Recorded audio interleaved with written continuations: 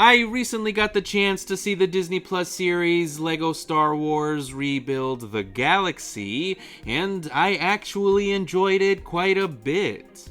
The 4-part miniseries tells the story of a Force-sensitive nerf herder named Sig Greebling, who accidentally creates an alternate version of the Star Wars universe. This allows us to see crazy things like Ewok bounty hunters, Admiral Ackbar clone troopers, and even Darth Jar Jar. So, Rebuild the Galaxy acts as a multiversal or what-if scenario of sorts, one that doesn't take itself too seriously at all. And while the other LEGO specials also retain this lighthearted and irreverent tone, Rebuild the Galaxy fully embraces the more sillier aspects of the Star Wars franchise, and I really enjoyed that about this series. I mean, following the overly serious and downright depressing discourse that surrounded The Acolyte, I think Rebuild the Galaxy was a more than welcome and fun breath of fresh air. But while the series is admittedly silly, I was surprised by the amount of heart that was also featured in the show.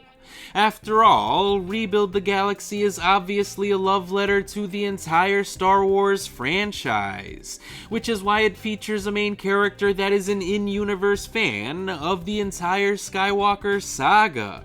Imagine how you would feel if you were suddenly thrust into an exciting adventure within the Star Wars galaxy, and that's exactly how Sig Greebling feels in this narrative.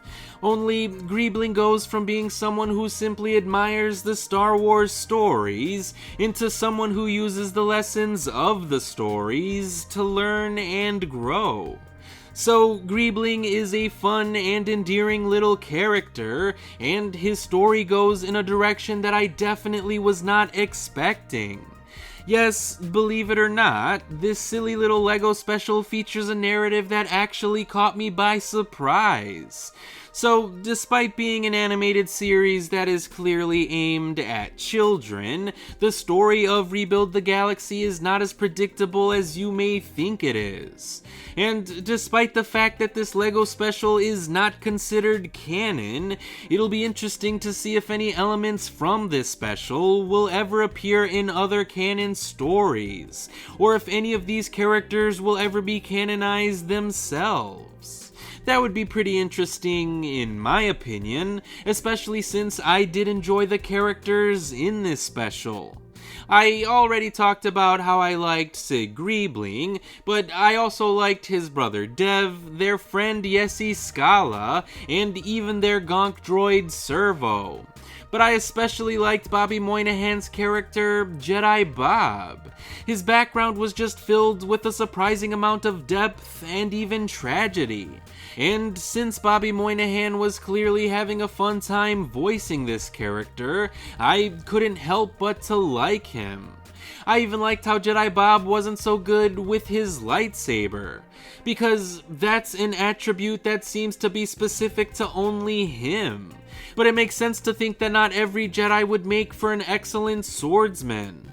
Some Jedi may be more connected to the Force, while others may be more talented in melee combat.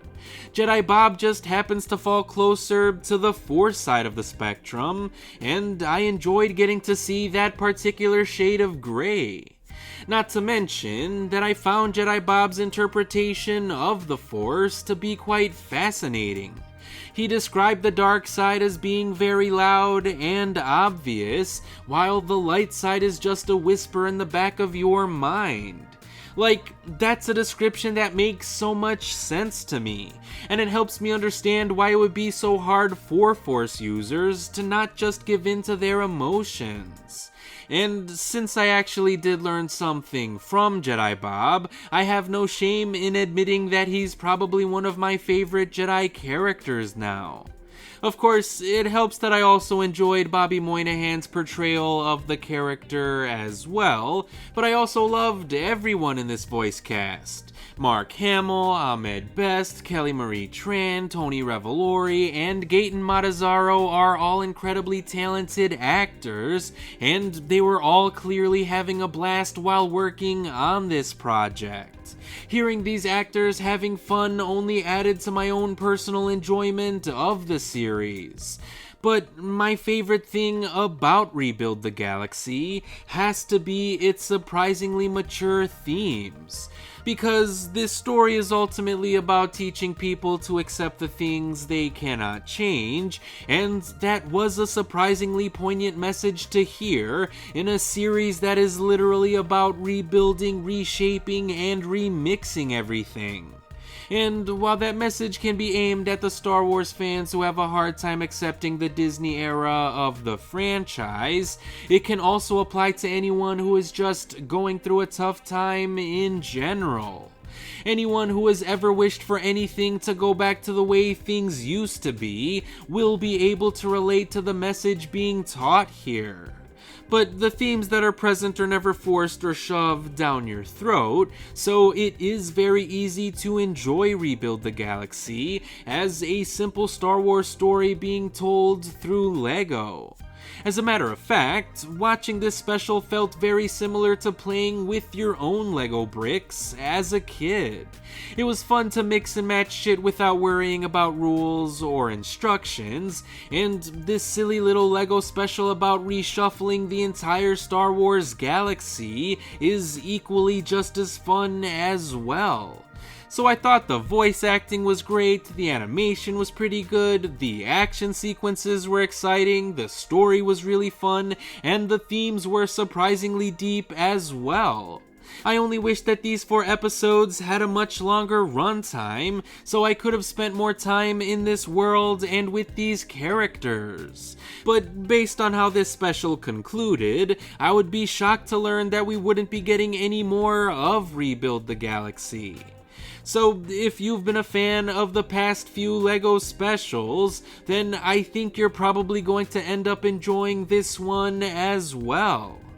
But even if you haven't been a fan of the LEGO specials, I think there's a good chance that you might enjoy Rebuild the Galaxy, since it is probably the best LEGO Star Wars special.